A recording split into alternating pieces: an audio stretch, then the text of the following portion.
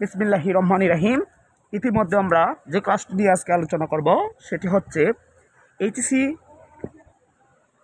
Second পেপারের একটি topic. সেই টপিকটি হচ্ছে প্রেজেন্ট ওয়ার্ড। এটি আপনাদের আসবে পরীক্ষা হলে শর্ট সিলেবাসের দুই নম্বর টপিকে, আর নয়তো যদি ফুল সিলেবাস হয় তাহলে হবে 8 নম্বর 3।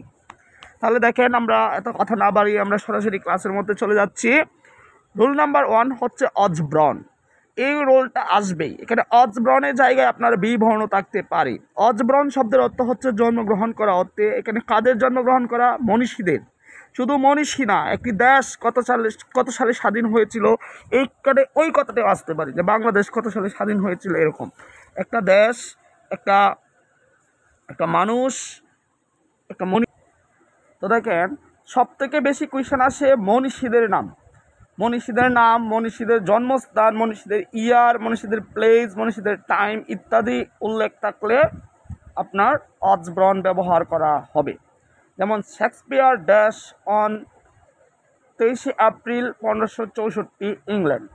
তাহলে সে 1564 খ্রিস্টাব্দে সে ইংল্যান্ডে জন্মগ্রহণ করেছিল। কে করেছিল? শেক্সপিয়ার। তাহলে সেই ক্ষেত্রে কী হবে? আপনার অজব্রন হবে। যেমন এরকম রাজন অন 13 ডিসেম্বর 1996 খ্রিস্টাব্দে বাংলাদেশ। রাজন 1996 সালে বাংলাদেশে জন্মগ্রহণ করেছিল, সে প্রেক্ষিতে আসবে কি? অজব্রন। এবং দেখেন 2 নম্বর রুল, হ্যাড বেটার শব্দের অর্থ হচ্ছে, দেখেন, অধিকতর ভালো অথবা উচিত, এবং এটা জোরালো অর্থে বোঝাবে, এবং এই কাজটা আপনাকে করতে হবে। যেমন আই হ্যাভ এ ব্যাড হেডেক্স, আমার প্রচণ্ড কি মাথা ব্যথা, তাহলে I dash go to doctor, তাহলে আমাকে কোন ডক্টরের কাছে যেতে হবে? তাহলে এই ক্ষেত্রে আপনার কি ব্যবহার করতে হবে? হ্যাড বেটার ব্যবহার করতে হবে। তারপর দেখেন রুল নাম্বার 3 হচ্ছে উড রাদার শব্দের অর্থ হচ্ছে বরং ভালো, এবং এটা অবশ্যই মাথায় রাখতে হবে, সে শূন্যস্থানের পর একটি কি থাকবে? দেন থাকবে। শূন্যস্থানের পর একটি। এখন দেখেন, একটা শূন্যস্থান খুঁজে বাহির করবেন, এবং শূন্যস্থানের পর দেখবেন এখানে একটা ভার্ব থাকবে, ভার্বের পর একটা কি দেওয়া থাকবে? দেন দেওয়া থাকবে। দেখেন দেন আছে, তাহলে আপনাকে আর অন্য কিছু খোঁজার দরকার নাই, আপনি এখানে কি বসাবেন? Would rather. তবু আমরা একটু ভালোভাবে বুঝে নিই। যেমন আই হ্যাড বিগিং, আমি বিজ্ঞাকে ঘৃণা করি। এখানে হ্যাড হচ্ছে একটা ভার্ব, বিগো একটি ভার্ব, এই জন্য ভার্বের সাথে আইএনজি চলে আসছে। আর এখানে ডাবল জি হওয়ার কারণ হচ্ছে কোনো সেন্টেন্সের সাথে এস বা ইএস, ইডি, আইএনজি, ইএসটি যাই যুক্ত করেন, এটা যদি ভাওয়াল থাকে তাহলে এটা কি হয়ে যায়? ডাবল হয়ে যায়। এই জন্য বিগিং হয়ে গেছে। আর এখানে বলতেছে I dash die the beg, আমি ভিক্ষা করতে গিয়ে আমি কি যাব? মারা যাব। তাহলে এখানে কি বলছে? বরং ভালো। তাহলে সেই ক্ষেত্রে আমরা কি ইউজ করব? Would rather. তারপর দেখেন রুল নাম্বার 4, ল্যাট অ্যালন শব্দের অর্থ হচ্ছে, দেখেন, চিন্তা করা যায় না এমন তো দূরের কথা। আপনি চিন্তাও করতে পারবেন না এরকম তো দূরের কথা, এবং তুলনামূলক একটা বিশাল পার্থক্য থাকবে, এবং প্রত্যাশার বাস্তবতার সাথে কখনো মিলবে না। ফর এক্সাম্পল ধরেন, একজন গরিব লোক ক্যান হার্ডলি মানে টিক করে নেবেন, আর্ন করে টাকা 200, মানে প্রতি পার ডে সে অ্যাডে 200 টাকা ইনকাম করতে পারে, কিন্তু হঠাৎ দেখলেন সে ইনকাম করে ফেলছে 2000 টাকা। তাহলে এটা কি চিন্তা করা যায়? এটা চিন্তা করা যায় না, এটাকে বাস্তবতা এবং পথের সাথে মিল রয়েছে? নেই। তাহলে সেই ক্ষেত্রে কি হবে বলেন? ল্যাট অ্যালন হবে।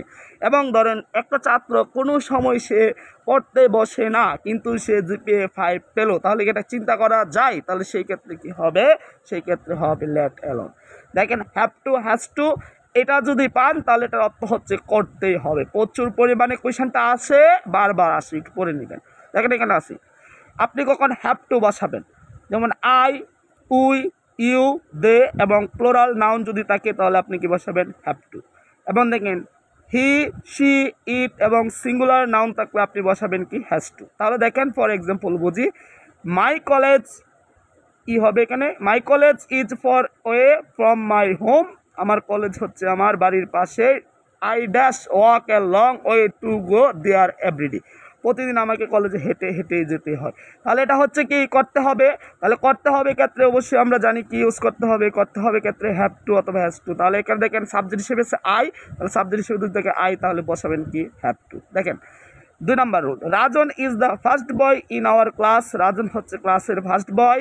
রাজনের প্রনাউন ফর্ম হচ্ছে he, dash study hard and work more than others. কারণ রাজন প্রতিদিন যদি পড়ে না আসে তাহলে সে কখনো ক্লাসে ফার্স্ট বয় হতে পারবে না। তাহলে তাকে প্রতিদিন পড়তে হবে, তা করতে হবেই, তাহলে ফার্স্ট হতে পারবে। সেই প্রেক্ষিতে এখানে হ্যাভ টু অথবা হ্যাজ টু ব্যবহার করা যাবে। এখানে হি হচ্ছে দেখেন সাবজেক্ট, সাবজেক্ট হচ্ছে হি, এই যে দেখেন হি, আর he see it singular noun যদি থাকে তাহলে হবে কি হ্যাজ টু। একটু মাথায় রাখবেন সবসময় যেটা হ্যাজ হচ্ছে সিঙ্গুলার ভার্ব, আর সিঙ্গুলার ভার্ব চেনার উপায় হচ্ছে সবগুলো ভার্বের শেষে কি থাকবে, অ্যাস থাকবে, তাহলে এটা সিঙ্গুলার ভার্ব। তাহলে সিঙ্গুলার নাউনের সাথে সিঙ্গুলার কি হবে, ভার্ব।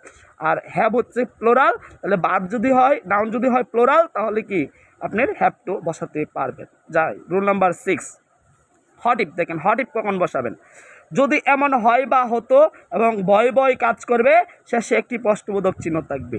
এবং দেখেন এটা চেনার উপায় একটা প্রশ্নবোধক চিহ্ন থাকবে, একটা গ্যাপ থাকবে, আপনার কোনো কিছু দেখার দরকার নাই, বসিয়ে দেবেন কি হট ইফ। যেমন Rajan dash we miss the bus, Rajan বাসটা কি মিস করছে, he will take a taxi, then সে ট্যাক্সি দিয়ে চলে আসে। এখানে দেখেন যদি এমন হয় বা হতো বা ভয় কাজ করবে, বাস চলে গেছে কিন্তু সে ভয় ভয় কাজ করতে বলতে সে ট্যাক্সি দিয়ে আসছে। এবং দেখেন প্রশ্নবোধক চিহ্ন আছে, এখানে গ্যাপ আছে, তো এখানে কি বসাবেন, এখানে অবশ্যই হট ইফটা কী করবেন, বসিয়ে দেবেন। তাহলে দেখেন আমরা এখন ইতিমধ্যে চলে যাব রুল নাম্বার 7, ভেরি অ্যান্ড ফাটাফাটি ইম্পর্টেন্ট। প্রত্যেকটা রুলসেই আপনার আসবে, যে রুলগুলি পড়াইতেছি প্রত্যেকটা রুলসেই বোর্ডে আসছে, প্রতিটা রুলস খুব মনোযোগ সহকারে রুলসগুলি পড়বেন। এবং দেখেন এখানে দেখেন রুল নাম্বার 7, যেমন what is dot dot dot like এবং what does dot dot dot look like. এটা কখন বসাবেন, অদ্ভুত কোনো কিছু দেখার বা জানার যখন ইচ্ছে হবে, দুটি শূন্যস্থান থাকবে এবং শেষে একটি প্রশ্নবোধক চিহ্ন থাকবে, তখন বসবে কি আপনার hot is dot dot like অথবা হট ডাজ লুক লাইক। দেখেন এবারও কুয়েশনে একটি কুয়েশন চলে আসছে, অনেকেরই কনফিউশন জাগে স্যার কখন hot is dot dot like দেবো, কখন hot does dot dot look like দেবো। দেখেন hot does dot dot look like দেবেন তখনই যখন অদ্ভুত কোনো কিছু দেখার বা জানার ইচ্ছা জাগবে, তখনই আপনি বসাবেন what does dot dot look like. আর অন্য ক্ষেত্রে একটা প্রশ্নবোধক চিহ্ন, দুইটা গ্যাপ থাকবে, তখন দেবেন হটস এবং কি দেবেন, লাইক। দেখবেন এখানে বলতে সন পুত্র বলতেছে ড্যাশ অ্যান্ড এলিয়েন লোক ড্যাশ ড্যাট বলতেছে ড্যাট, এই যে একটা প্রশ্নবোধক চিহ্ন, দুইটা গ্যাপ। কিন্তু এখানে পুত্র কি বাবার কাছে বলতেছে এলিয়েন সম্বন্ধে জানার জন্য, তাহলে অবশ্যই অদ্ভুত কোনো কিছু জানার খুব ইচ্ছা জাগছে, তাহলে সেই ক্ষেত্রে আপনি কি দেবেন, হট ডাজ এবং কি দেবেন, লুক লাইক। আর অন্য ক্ষেত্রে কি হবে, হট ইজ লাইক। আশা করি বুঝতে পেরেছেন। Rule number 8, would you mind হচ্ছে কিছু মনে না করলে, শূন্যস্থানের পর অবশ্যই ভার্বের সাথে কি আইএনজি হবে। একটি রুলসে আছে আপনাদের রাইট ফর্ম অফ ভার্বে, এটি আমি পড়ে দিব। With a view to, look for to, get use to, be use to, addicted to, divided to, can not help, could not help, would you mind, এইগুলো থাকলে এগুলোর পরে ভার্বের সাথে কি হয়, আইএনজি হয়। তো দেখেন এখানে কি বলছে, I can not carry the box on my bag dash taxi. এই যে দেখেন টেকেন, এই যে টেকের সাথে কি আছে, আইএনজি আসছে, তাহলে ভার্বের পরে যদি আইএনজি আসে তাহলে অবশ্যই কি বসাবেন, উডের কি বসাবেন, মাইন্ড বসাবেন। কিন্তু এটা শর্ট সিলেবাসে নেই। তাহলে দেখেন আপনি এখন কোনটা পড়বেন, দেখেন রুল নাম্বার 9, যারা শর্ট সিলেবাস ফলো করবেন এরা এই রুলটা না পড়লেও চলবে। রুল নাম্বার 9, দেয়ার অর্থ সেখানে কোনো কিছু আছে বা ঘটা হতে, শূন্যস্থানের পর অবশ্যই আর, ইজ, অজ, ওয়ার, লিভড এই কথাগুলো থাকবে। তাহলে দেখেন এখানে শূন্যস্থান আছে, এখানে কি আছে, আর আছে, তাহলে এখানে কি হবে, দেয়ার হবে।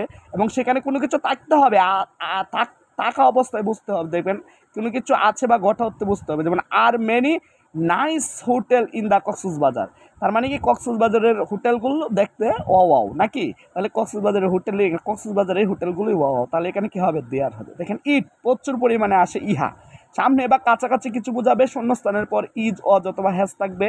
এবং দেখেন এই যে এখানে লিখছে traffic jam is a very common in Dhaka dash the hampering আজ এ লট। ট্রাফিক জ্যাম ঢাকার একটা কমন বিষয়, আর এটা আমাদেরকে অনেক হ্যাম্পারিংয়ের মধ্যে পালিয়ে দেয়। তাহলে ট্রাফিক জ্যাম, দেখেন ট্রাফিক জ্যামের এখানে প্রনাউন ফর্ম হিসেবে আমরা কী বসাতে পারি, ইট। তাহলে এই ক্ষেত্রে কি ইট, মানে ইহা সামনে বা কোনো কিছু আছে কথা বোঝাইতেছে, তাহলে এখানে ইট হবে। আনলেস শর্ট সিলেবাসে নেই, যাদের ফুল সিলেবাস এরা তো অবশ্যই পড়তে হবে। আনলেস শব্দের অর্থ হচ্ছে যদি না, এখানে কি শর্ত থাকবে, অবশ্যই একটা কন্ডিশন থাকবে, যদি না বোঝাবে। যেমন ড্যাশ ইউ ওয়ার্ক হার্ড, তুমি যদি পরিশ্রম না করো তাহলে কি you will not make a good result, তাহলে তুমি ভালো রেজাল্ট করতে পারবা না, তাহলে সেই ক্ষেত্রে কি দেবা, আনলেস দেবা। এখানে দেখো এই রুলটা প্রচুর আছে, রুল নাম্বার 12 শর্ট সিলেবাসে আছে, তাহলে এটা পড়তে হবে। দেখো ওটা 11 নম্বর রুল শর্ট সিলেবাসে নেই। Rule number 11, no sooner had হতে না হতে ভার্বের বিটি প্লাস একটা কি দেন থাকবে। তাহলে দেখেন এখানে একটা দেন থাকবে, সরি এই রুলটা নাই, এটা শর্ট সিলেবাসে নাই, এটা পড়ার দরকার নাই। দেখেন এই রুলটা পড়েন, rule number 11, as soon as মানে ঘটতে না ঘটতেই একটা ঘটনার পর আরেকটা ঘটনা চলে আসবে। আগে পরে সাধারণত ফার্স্ট ইনডিফিনিট টেন্স থাকবে, অজয়ের এই কথাগুলো থাকবে। তবে অর্থের দিকে অবশ্যই আপনাকে কি খেয়াল রাখতে হবে। এখানে দেখেন বলছে the students were making A notes but dash the teacher entering the class the keep quick. যখন স্টুডেন্টরা যখন কি হইচই শুরু করে দিল এবং মুহূর্তে কি স্যার কি আসলো, চলে আসলো। তার মানে একটা ঘটনার পর কি আর একটা ঘটনা চলে আসছে, তাহলে সেই প্রেক্ষিতে কি অ্যাজ সুন অ্যাজ। যেমন বৃষ্টি নামার সাথে সাথে আমরা বাড়ির দিকে রওনা হলাম, অথবা আমরা বৃষ্টি নামার সাথে সাথে আমরা স্কুলের দিকে রওনা হলাম, অথবা বৃষ্টি নামার সাথে সাথে আমরা কি কোনো একদিক চলে যাব, এরকম যদি বোঝায় তাহলে কি হবে অ্যাজ সুন অ্যাজ। তাহলে দেখেন এই যে অ্যাজ ইফ অথবা অ্যাজ দো, এটাও যেন সিও একটি স্ট্রাকচার, এই রুলটাও নেই আমাদের শর্ট সিলেবাসে নেই, তবু পড়ে নেবেন। এটা শূন্যস্থানের আগে থাকবে প্রেজেন্ট ইনডিফিনিট টেন্স এবং ভার্বের বি ওয়ান, এবং পরে থাকবে ফার্স্ট ইনডিফিনিট টেন্স ভার্বের বি টু হলে, অথবা আগে ফার্স্ট ইনডিফিনিট ভার্বের বি ওয়ান অথবা পরে first perfect tense had plus V three হলে এই শূন্যস্থানে অ্যাস অথবা অ্যাজ ইফ বসে। যেমন হি বিলিভস, যেখানে এস বা এস যুক্ত আছে মানে প্রেজেন্ট ইনডিফিনিট টেন্স আছে। হি সো, এই যে কি এই যে হিসো মানে কি ফার্স্ট ইনডিফিনিট টেন্স ভার্বের বি টু আছে, তাহলে অবশ্যই এখানে কি অ্যাজ ইফ অথবা অ্যাজ দো যাই দেন সেটাই রাইট। যেমন হি অ্যাড্রেস, যে ইডি আছে, ভার্বের কি আছে বি টু আছে, এবং দেখেন সি এই যে হেড আছে, হেডের পরে ভার্বের বিটি আছে, তাহলে এখানে কি অ্যাজ ইফ অথবা অ্যাজ দো যে কোনো একটি দিলেই হবে। তাহলে আশা করি আপনারা ক্লাসটি ভালোভাবে বুঝতে পারছেন, এবং ক্লাসটি স্ক্রিনশট দিয়ে রাখেন, স্ক্রিনশট দেন স্ক্রিনশট দেন সবাই, আপনারা কি ক্লাসটা ভালোভাবে কি বুঝে নেবেন। এই যে দেখেন দেন স্ক্রিনশট দেন সবাই, স্ক্রিনশট দিয়ে রাখেন। এবং দেখেন কোন কোন রুলগুলি শর্ট সিলেবাসের জন্য। Rule 1, rule 2, rule 3, rule 4, rule 5, rule 6, rule 7, rule 9, rule 10, rule number 14। তো আশা করি যাদের ক্লাসগুলি ভালো লেগেছে অবশ্যই ক্লাসটি সবাই শেয়ার করবা। আমার ছাত্রছাত্রী যারা আছে ওরা তো অবশ্যই শেয়ার করবা, ক্লাসটি শেয়ার করে দিবা, এবং বন্ধুবান্ধব যারা আছে সকলকে বলবা চ্যানেলটি যেন কী করে সাবস্ক্রাইব করে, এবং আমার পাশে থাকবা সবাই। তোমাদের জন্য আরও নতুন এরকম নতুন ক্লাস নিয়ে আসবো। আমি প্রত্যেকটা টপিকের উপরে ক্লাস দিব, এবং প্রত্যেকটা টপিকের উপর প্র্যাকটিস ক্লাস দিব, সবাই যেন উপকৃত হও। তাহলে যারা ক্লাস করছো অবশ্যই কমেন্ট করবা। যদি ক্লাস ভালো লাগে, কোনো জায়গায় বুঝতে না পারো, তাহলে অবশ্যই আমার সাথে কী করবা, যোগাযোগ করার জন্য আমি একটি নাম্বার দিয়ে দিচ্ছি, নাম্বারটি সবাই লিখে নাও 017033042 অডিট।